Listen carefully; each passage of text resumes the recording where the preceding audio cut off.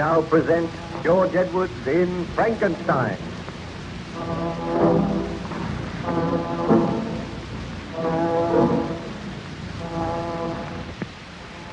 The good ship Voyager had been on a journey of exploration towards the North Pole. She was homeward bound, but unfortunately, the icy grip of the northern winter closed in, and the Voyager was surrounded by great blocks of solid ice. Her captain and crew were prepared for a weary wait before the thaw set in, and they could continue their journey home. Shortly after noon, Captain Walton and his first mate, Mr. Boyd, were standing on the deck of the Voyager. They looked out across the icy waste.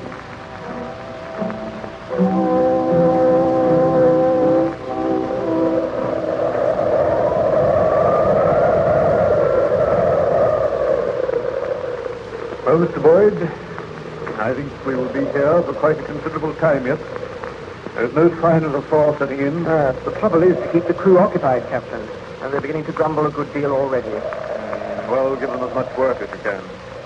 After all, we were prepared for something like this. We have ample supplies of provisions. I will take all responsibility for my men. I can promise you that they will all return safely to England. My eyes are seeing. What ails you, Mr. Boyd? Look there. Coming across the ice. A man. Are all the crew accounted for, Mr. Boyd? No one has left the vessel, sir. Approaches the side of the vessel. Ahoy there!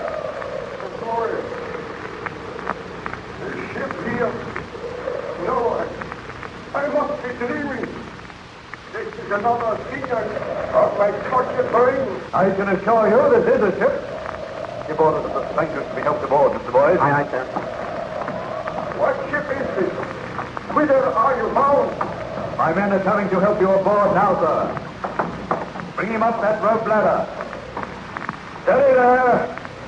Stranger appears to speak good English. Yes? I wonder where he came from. I can't understand it. A man wandering about all alone out here. The wind and the snow is howling about. They're bringing him aboard now, sir. Who is the captain of this vessel? I am the captain. My name is Walton.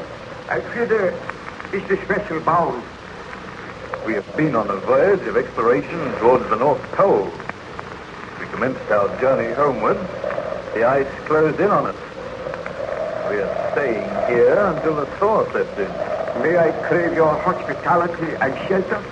Most certainly, sir. May I ask your name? Victor Baron Frankenstein. I am ill and weak. Careful, he will fall. All right, sir, I have him. I must express my sorrow for the trouble I am causing you, Captain.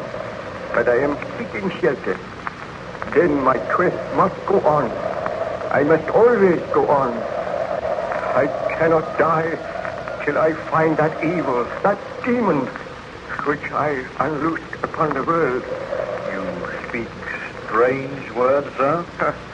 Forgive me. If I can but crave your kindness, some food, and I will... Mr. Boyd, take Baron Frankenstein below to my cabin. See that he is made comfortable there. Give him food and drink. Let the ship's surgeon attend to him. You are giving him your cabin, sir? Why not? You have my orders. Have a hammock slung for me in the cabin. Aye, aye, sir.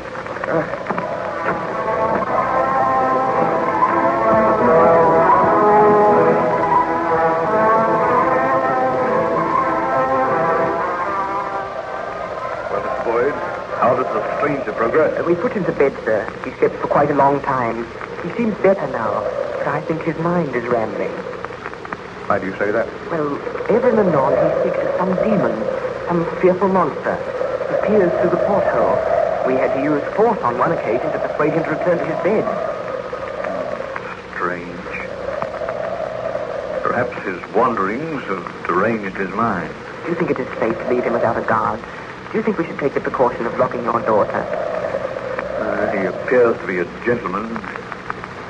No doubt he has a strange story to tell. Has he mentioned anything which might supply a key to this mystery? Or why he was wandering about here in these icy wastes? said that he was searching for an evil spirit, for a destroyer, a taker of human life. There's something about the man which makes me afraid, sir. Oh, boy, the man can do you no harm. I will go down and speak with him myself. Do you wish me to accompany you, Captain? No, I will go alone. But should he become violent? Oh, the man is weak and ill. How can he become violent? He struggled with us when we dragged him away from the porthole. He says he must be watching, forever watching. Poor devil. I will try to persuade him to tell me his story. Wait here on deck, Boyd. I will send for you if I need you.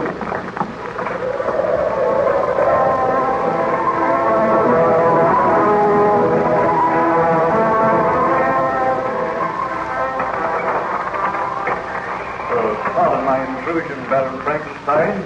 I came to inquire after your health. Why was I locked in this cabin? Why are you keeping me a prisoner? I am considering your own safety. Considering my own safety?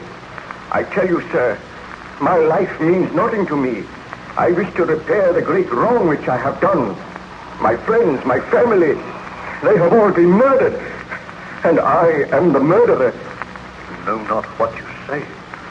Look on me, Captain. You are looking on a man who unleashed a horror on this world. A man who was responsible for the murder of his beloved wife, his best friend, for the murder of little children. Are you a fugitive from justice? I am not a fugitive. I have been punished because I tried to usurp the rights of God. Now I seek to repair the wrong which I did. I do not understand you. Bid your sailors keep a close watch. Somewhere in these white wastes, somewhere near here, there is a monster, a creature who delights in taking human life. None of you is safe. Your wanderings and your hardships have caused you to imagine these things. No, I swear it is the truth. Near this vessel, I saw a giant footprint in the snow. It must have been the footstep of the monster which I created. Would you like to tell me something of your story? Captain Vulcan, I do not know if you will believe my story when I tell it to you. Perhaps you may have proof. Perhaps someday you will look upon this monster. May heaven grant that you do not. If it will help you to tell me about it, Baron Frankenstein, I assure you I will make a ready listener. Be seated, Captain. I have told you that my name is Baron Victor Frankenstein. I was born in Geneva, and my family is one of the most distinguished in that republic. My father had filled several public situations with honor and reputation. He was respected by all who knew him for his integrity. So you can see, sir, that I grew up in the most ideal surroundings. When I was 17, my parents sent me to the University of Ingolstadt, and there I became interested in science. During my attendance at the university, my beloved mother died. I returned home for a brief while, and whilst at home I fell deeply in love with my cousin Elizabeth, and I determined to marry her as soon as my course at the university had been completed. I returned to Ingolstadt and continued with my studies. I read deeply, and gradually a most dreadful thought occurred to me. From my readings and my studies, I realized that it would be possible for man to create man. I became aware of the tremendous power of electricity. I was caught once in a terrific thunderstorm. I observed how the lightning had split an oak tree in half. And the knowledge came to me that just as electricity can destroy life, so can it create. And then and there, my horrible resolve was born. I vowed that I would not rest until I had created a man. This seems incredible, Baron Frankenstein. Oh, it may seem incredible to one who is not acquainted with science, but I studied and experimented, and when I retired from the university, I begged my father to build me a laboratory near our old home. He agreed to do this, and then I took into my confidence an old family servant called Julio. The man was crippled, but he had a keen and agile brain, and he was interested in my experiments. For months we worked. I intended to create a creature who would be both strong, good to look upon, and noble. Are you speaking the truth, Baron Frankenstein? I swear that I speak the truth. Did you succeed with this monstrous project? I swear a holy oath that I succeeded. I created a man. I usurped the rights of God. Did I say I created a man? That is not the truth. I created a monster. A monster? Why, you might well shudder, Captain Walton. I will tell you the story of the creation of this monster. I will tell you why you found me wandering about the White Waste. How did you get here? I chartered a ship. I paid a crew. We were wrecked upon an iceberg and all perished save one person. I was the miserable person who lived on because I had to live. I cannot die until I have destroyed that which I have created. But if you created this monster in Geneva, what is it doing here out in the White Waste of the North? Oh, I'm tired, my friend. The story is too dreadful and horrible. Let me regain my strength so that I may complete my work. What I have created must be destroyed. Oh, my poor fellow. I assure you that we will give you every care and attention. Still you do not believe me.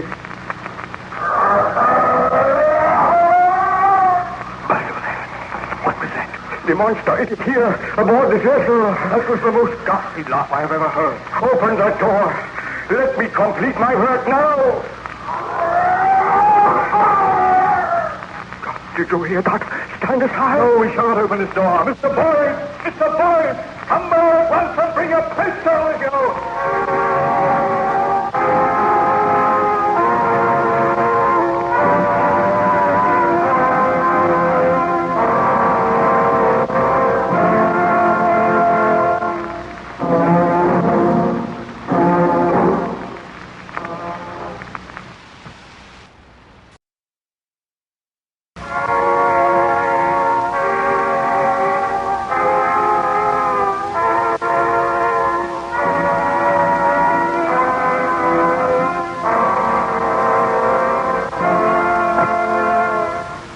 Present George Edwards in Frankenstein.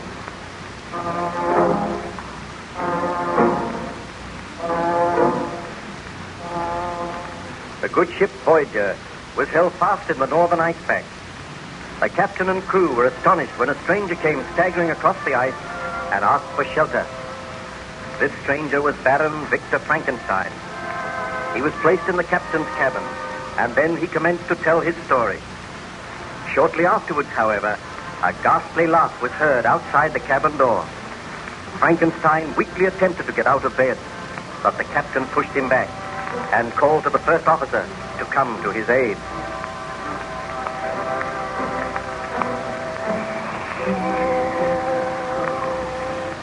Captain Walton, you are condemning your first officer to death. A monster is out there. A blood-crazed, conscienceless beast. Oh, let me go. You are weak and ill. You can do nothing, Baron Frankenstein. Captain, what happened? Did you bring a pistol? Yes, from the factory. I take out from anywhere. Is there anyone out there now? No one, sir. Very well. I shall unlock the door. Now come in. What did you see? Tell us what happened. I heard the captain calling, and I dashed down the companionway. Then, out of the darkness, a huge figure seemed to leap at me. I was knocked aside. When I arose, there was no sign of anyone. I dashed up on deck again. There was no one there. The man on watch reports that he saw nothing. The monster was here. You are lucky to be alive. I believe your story now, Baron Frankenstein. I created that monster, and I must live until I kill him. That is my sole task on this earth. What I created, so I will destroy. What does he mean, sir? It is a strange story, Mr. Boyd. But Baron Frankenstein is too exhausted to talk anymore tonight. Pray remain in the bunk, Baron. I must try to get to sleep. I must recover my strength. I must have strength enough to kill the monster. You shall have every care and attention here. I will place a man on guard outside your door. I do not think the monster will return tonight. The storm has become worse. The blizzard is raging now. It would be difficult for anyone to live out there. Let us trust that this monster perishes in the storm. I am to be called if any sign is seen of him. In the meanwhile, let me sleep. Then on the morrow, if I feel refreshed, I will tell all my story, Captain Walton. Very well, Baron Frankenstein. Mr. Boyd, you will go up on deck now, and you will arrange for 2 men to stand guard outside this door. I will share your cabin with you tonight. Aye, sir. I bid you good night, Baron Frankenstein. We will meet on the morrow.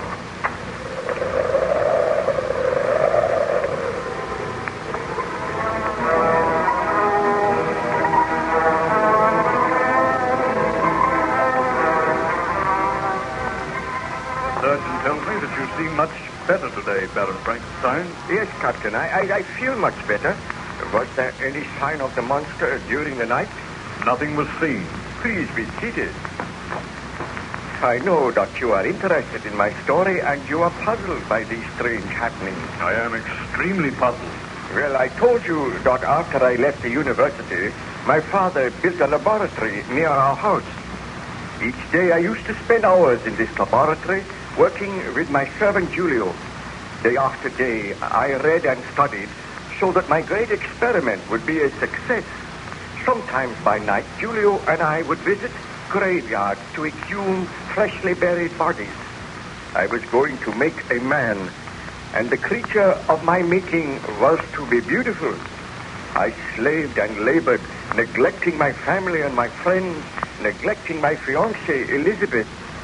It so happened that at that time, my greatest friend, Ernst Claval, came to stay at our home. He had been at the university with me, and he had a vague inkling as to the nature of my experiment. However, I had become sullen and morose. I shunned my friend, and as my experiment neared completion, well, I became possessed by a strange, tense excitement. Imagine me in my laboratory late one afternoon, Captain Walton. I glanced out of the window and saw that the sky was dark and overcast. My servant Julio stood by my side. Now and again, he would glance over at the great bench on which lay a huge, inanimate figure swathed around with yards of bandages. I walked over to where the figure lay. Julio followed me. Julio, I have news for you. I think that tonight we'll see the end of our work. Do you mean that the figure will come to life tonight, my master? I hope so. If the threatened thunderstorm takes place, there will be sufficient electricity to bring light to this inanimate mass. Look at it, Julio. At present, it is a lifeless mass shaped in the form of a man. For months, we have worked over it. Tonight, if the storm breaks, we shall raise this figure to the top of the tower in the laboratory, and there it will stay for 1 hour while the thunder crashes and the lightning flashes. Then we shall lower the body onto this bench once again. The wrappings will be taken off, and who knows? I may have created a man. Think of it, Julio. My work will be rewarded. I am afraid, master, we should not do this. Fool, why are you afraid? I am about to make a name for myself. I will be the greatest man in the world because I have created another in my own likeness. Throughout the centuries, men have tried to do this, but I will succeed. I know it. You may not be meant to succeed. Who is there? It is Clever here. May I come in, Victor? Yes. All right, Julio. Unlock the door. Oh, thank you. I wondered if I might watch you at work. Ernst, the time is right now for you to share my secret. My experiments are almost at an end. I suspect the nature of your experiment, Victor, and I almost dread to ask if my suspicions are correct. Look on this bench. Tell me what you see, Ernst. A huge, inanimate figure swathed around with bandages. My creation. Tonight, this figure shall have life. Victor, you must not do it. Man is not meant to do that. Or you are like Julio. He is also afraid. I want to speak with you privately. Bid Julio be gone. You may go, Julio. but be here tonight at 7 o'clock. We shall wait for the storm to break. The clouds are banking up now. I will obey you, my master. Victor, your life is bound up in this strange experiment, which I do not think for one moment will succeed. But might I point out that you are in love with a very beautiful and charming girl. You are neglecting her, and she feels this neglect keenly. Clerval, my friend, I know that I have been neglecting Elizabeth, but she will be proud of me, proud to marry me. I will be hailed as the greatest scientist the world has ever known. I beg of you to desist in this experiment. Do not try to bring life to this body tonight. Destroy what you have already done. Then marry Elizabeth and go away somewhere for a long holiday. You do not look well, my friend. No, I have been working too hard. But you ask too much of me, Ernst. I cannot give up my life's work. Do you love your work more than you do Elizabeth? I love Elizabeth very dearly, but I must do something with my life. I have always wanted to be a great scientist. My discovery will revolutionize the world. It will be possible to make men. Do you not understand? It is not possible. Experiments like this are not meant to succeed. You are usurping the right of God. Ernst, you are my best friend. You cannot seriously ask me to give up this work. I am going to ask you to be here in this laboratory with me tonight to watch as I unbind the bandages from this figure and to know that my experiment has succeeded. Very well, Victor. Since you insist. But I do think you should take Elizabeth into your confidence. Let her come here tonight. Oh, she will be afraid. We will all be afraid. But without wishing to dampen your ardor, let me assure you that I do not think this experiment will succeed. We shall see. Well, come with me now. Speak to Elizabeth. Tell her that you have been neglecting her and ask her to be present tonight. I will do that. We will go and seek out Elizabeth now. Well, Captain, I sought out my fiancée. I told her the truth. At first she was horrified, but gradually she became interested and she consented to be present in the laboratory that night. After dinner, the storm developed rapidly. The thunder roared and there were great streaks of forked lightning. Together, Elizabeth, Ernst, and myself went to the laboratory.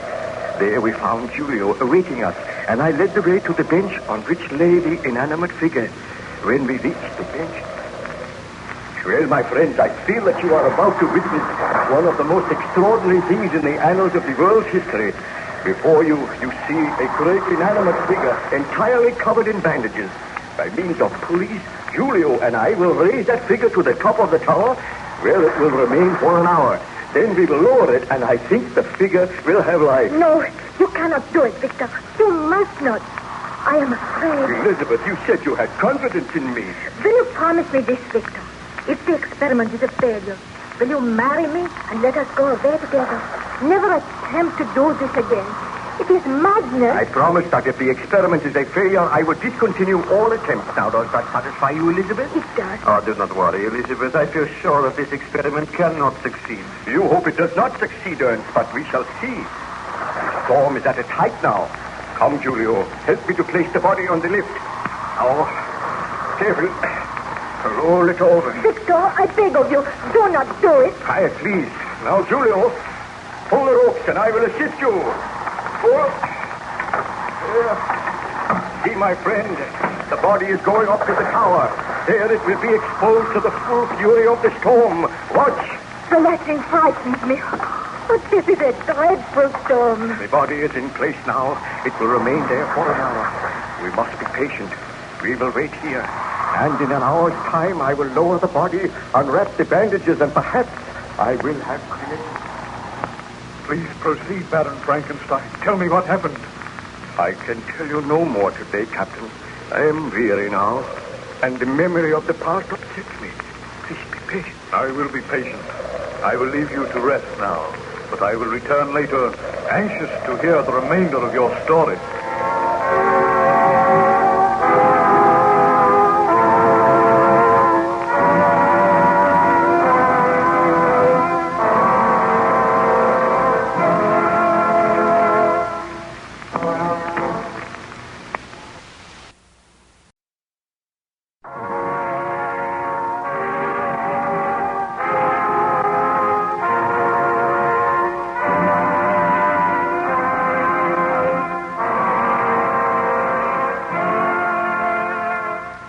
now present George Edwards in Frankenstein.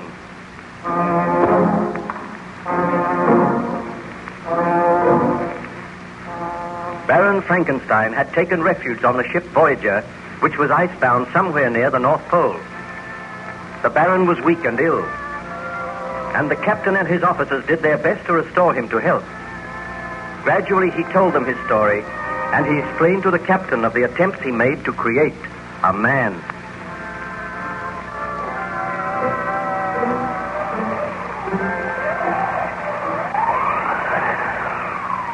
Do you feel able to tell me any more of your story now, Baron Frankenstein?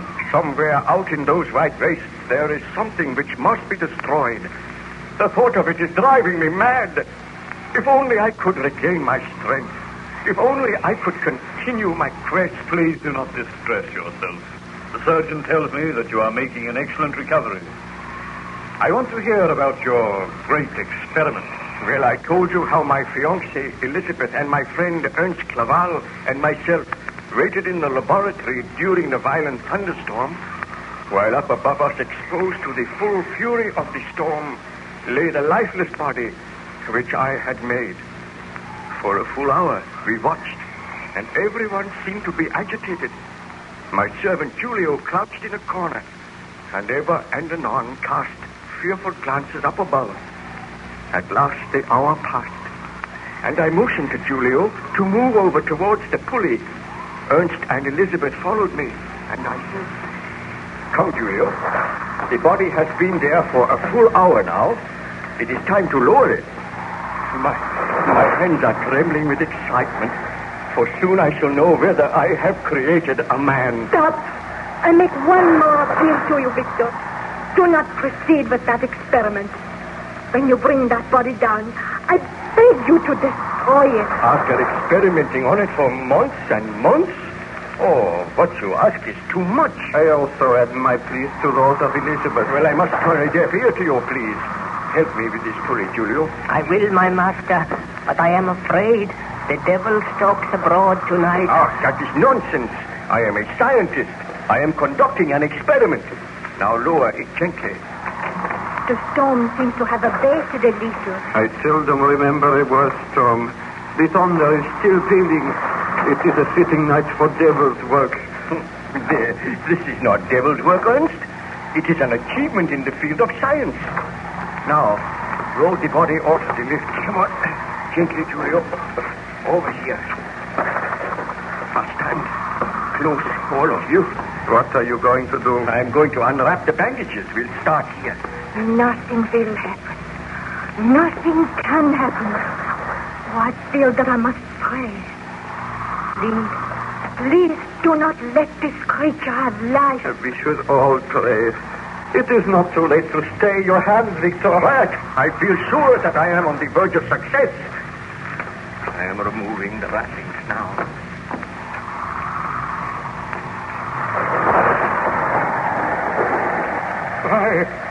Look! The storm is increasing again. It sounds almost as if the voice of the heavens is protesting. Look at the face. It is horrible. I did not mean the face to be like that. I thought it would be beautiful. The skin is all drawn tight. It is awful. Oh. This is ghastly. There is no sign of life. Wait. I will remove the upper bandages.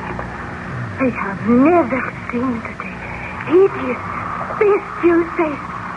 No creature like that could have life. Elizabeth, what ails you? The eyelids. I swear I saw them flutter. The eyelids did move. No. We must be dreaming.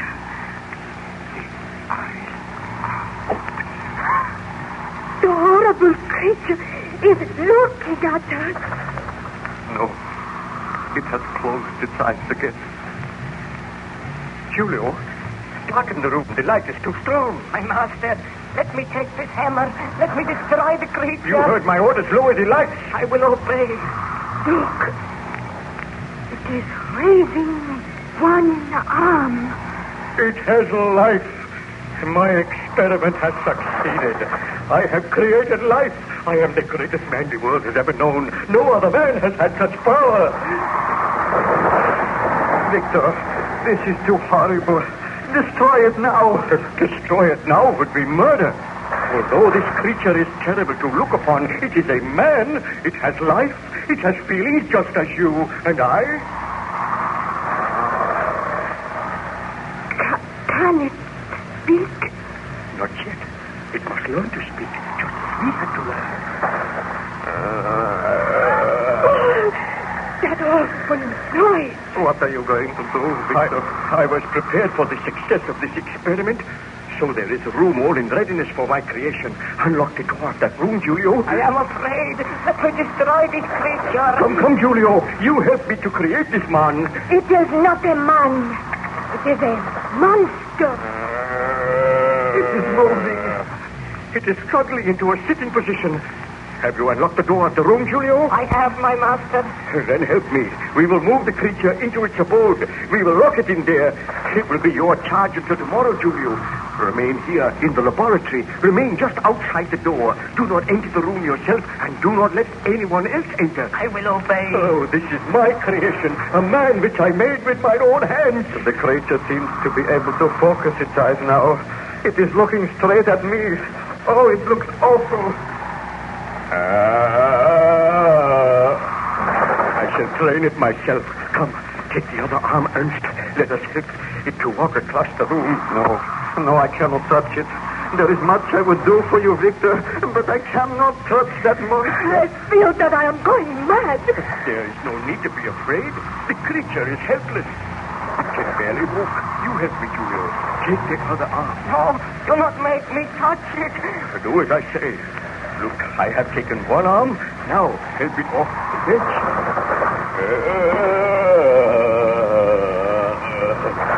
Take it across the room. Carefully. It can barely drag one leg after the other. I have never seen anything so horrible. I admit I am disappointed in the appearance of my creation. It seems that in gaining life, the skin has become stretched tight, and the features have coarsened. Still, the creature has life, and that is the main thing. Now we will place it in this room. Careful, Julio. Now, help me. Help me get it off the bed. The bed is not big enough. The creature seems to have become taller and bigger. That is the extraordinary thing. Probably caused by the electricity. Leave it on the bed. Now come outside. I will lock the door. You take the key and keep it, Julio. I am glad the door is locked. I feel safer now. I feel a strange and almost overpowering sense of triumph. In my wildest dream, I had not hoped for success. And I... Victor? He had fainted. No. I felt strangely weak. Help me to get out of here. Let me go to my room. Baron Frankenstein, your story seems extraordinary. What became of the dreadful monster which you created? I felt weak and ill that night, and Elizabeth and Ernst helped me to my room. There, I fell into a deep and troubled slumber. I awakened in the morning to find both Ernst and Elizabeth standing by the side of my bed. As soon as I saw them... Ernst? Elizabeth, what are you doing here? We were worried about you. Oh, I remember now. My great experiment was a success. I must go to the laboratory at once. Victor, I beg you to destroy that creature. Just as you gave it life, so you can take that life away. I know that you will never be happy while the creature lives, and I know that I can never be happy. For the sake of the love you bear me, for the sake of the happiness which we desire, I beg you to destroy the creature. Elizabeth is right, Victor. Your experiment was not altogether a success. You hoped to make something beautiful, and the result has been a hideous monster, a monster which you cannot unleash upon the world, or it will be forever upon your conscience. Perhaps you are right. I know we are right. Please, Victor, if you love me, you will do what I ask. Well, I will dress at once, and then I will go over to the laboratory and make arrangements to do away with the monster. You shall come with me. I will not go. I will go with you, Victor. Good. Then if you wait for me downstairs, I will join you. It seems that you regretted your somewhat rash experiment, Baron Frankenstein. I did, Captain Bolton. And I feel happier when I had made up my mind to destroy my creation.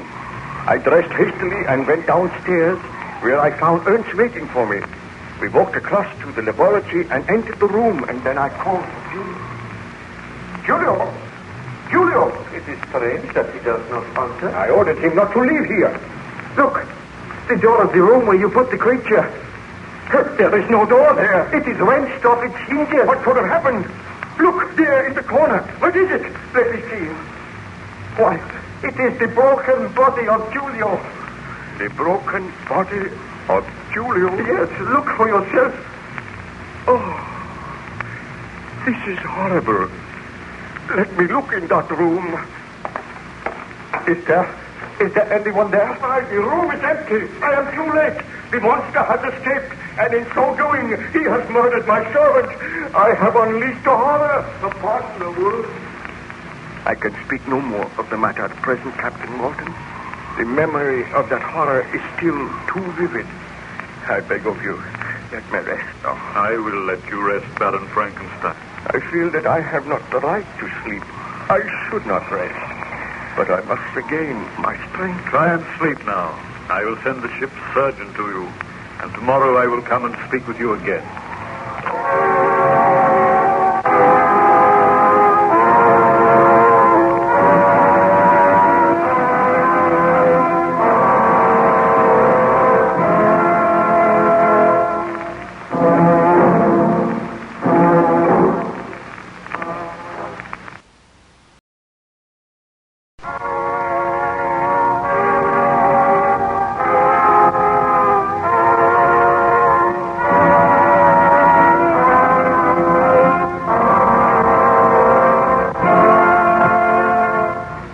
Present George Edwards in Frankenstein.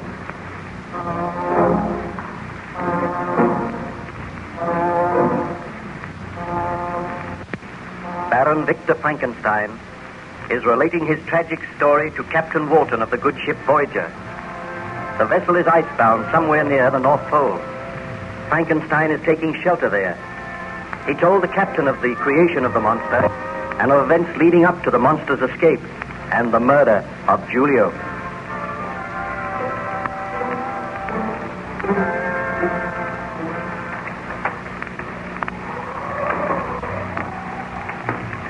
You look much better this morning, Baron Frankenstein. I trust you had a good night's sleep. I feel better, thank you, Captain. Tell me, what happened after you discovered the body of your servant Julio? I recall it quite clearly. My friend Ernst Clerval and myself were in the laboratory. We found that the door of the monster's room had been burst open, and there was the broken body of Julio lying upon the floor. We bent over the body, and then Clerval. Do you realize, Victor, that you have unleashed a monster upon the world, a killer? Anybody's life may be in danger. We must make a search immediately. I will organize a search party. All the peasants on the estate can join in the search. I now realize the enormity of my crime. I will aid you, but I do not know what Elizabeth will say when she learns of this. What are the authorities going to say? How am I going to explain the broken body of Julio? You will have to tell the truth to the police. But they will not believe me. They think I am mad. Oh, you were mad to attempt this experiment. I am only sorry that it has succeeded. Elizabeth will be appalled when she hears this news. I will search for the monster, I promise you. But I do not think there is anything further to fear, Ernst. The monster will perish. I wish that this were only a dream, some horrible nightmare, and I could awaken to find it was not true.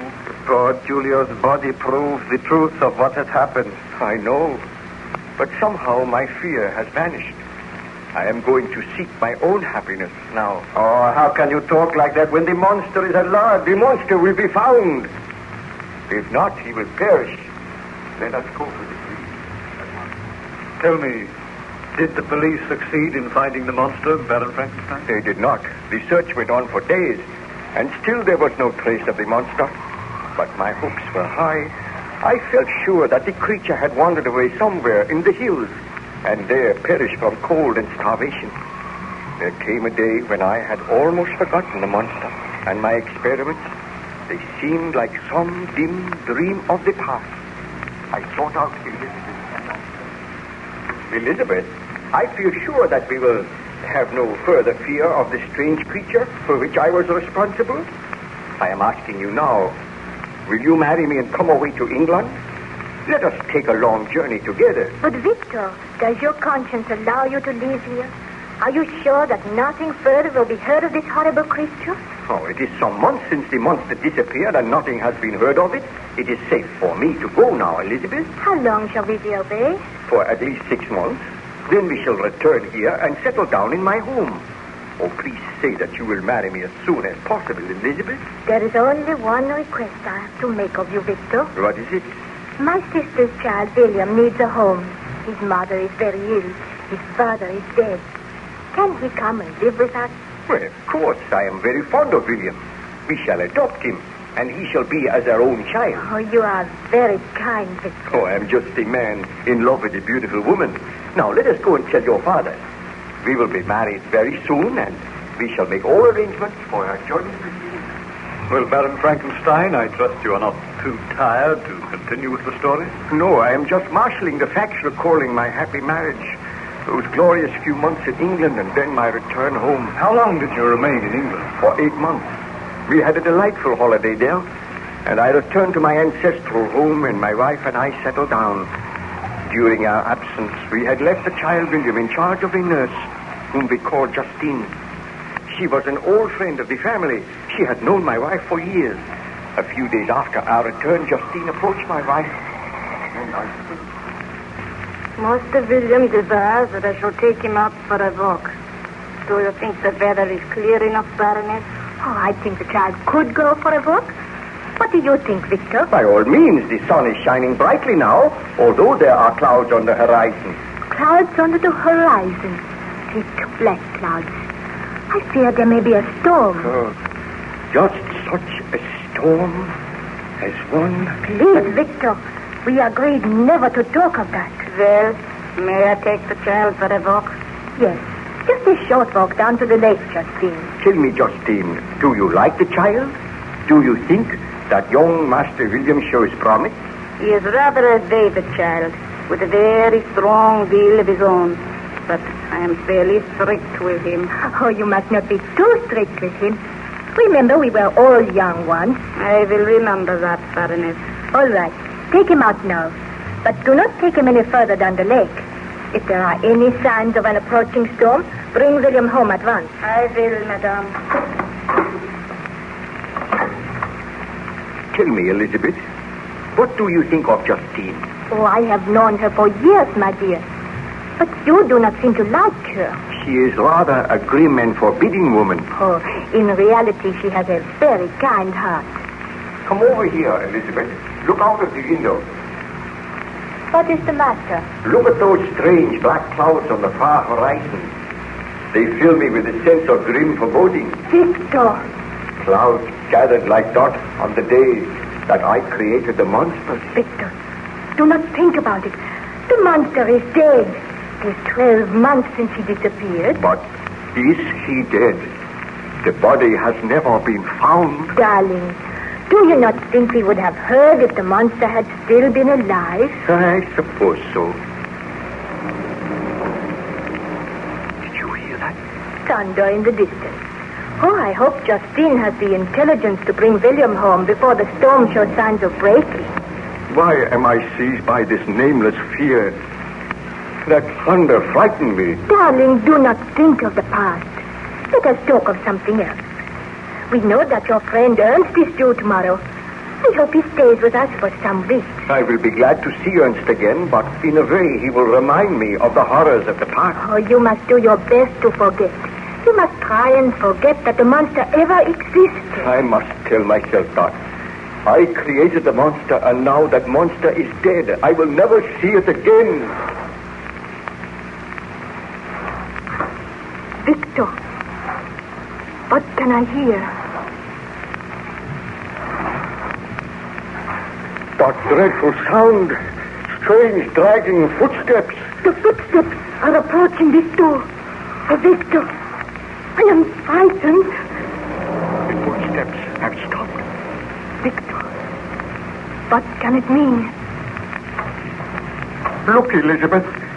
The door is opening slowly. So slowly. Frankenstein, my master.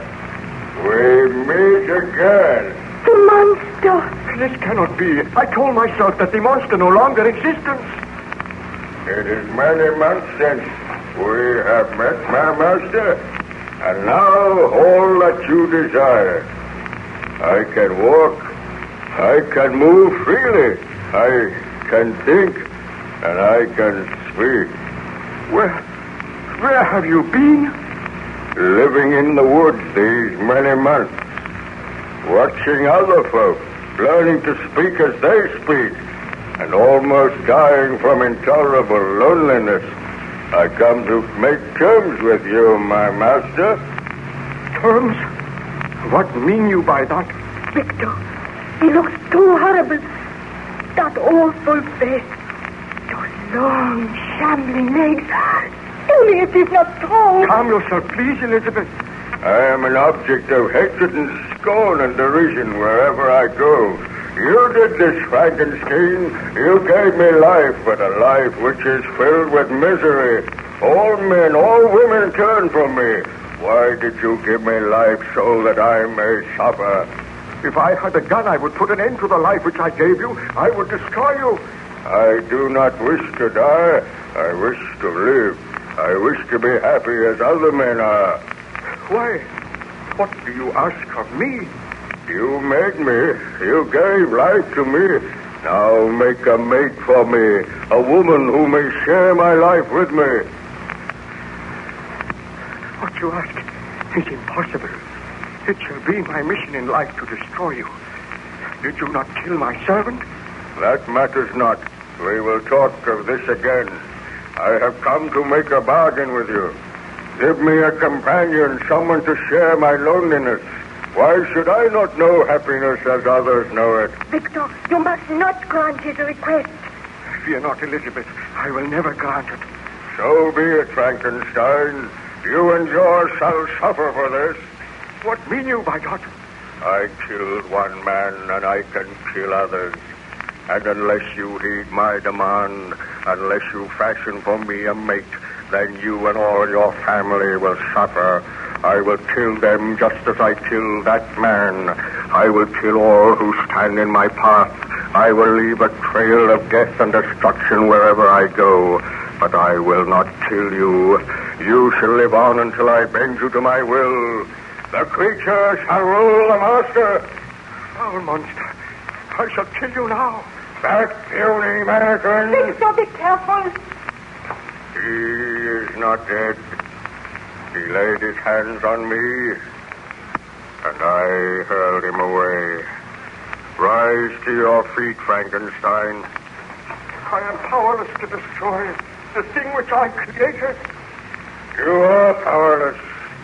We shall meet again. You have refused my demand, but you shall hear from me. Farewell, Frankenstein. Victor, do not go after him. He will kill you. Elizabeth, what can I do? You heard his threat? Let us gather the villagers together so that by uniting we may destroy him. One man cannot prevail against him, but many will succeed in killing him. You are right, Elizabeth. I swear that the monster of my creation shall die tonight. Did you succeed in finding the monster that night, Baron Frankenstein? Ask me no more now, Captain Walton. I am tired. I must not overtax my strength. Let me rest now. You will rest now, and I will write the notes of your story in my journal. So be it. Come to me tomorrow, and I will tell you of the horrors which befell me.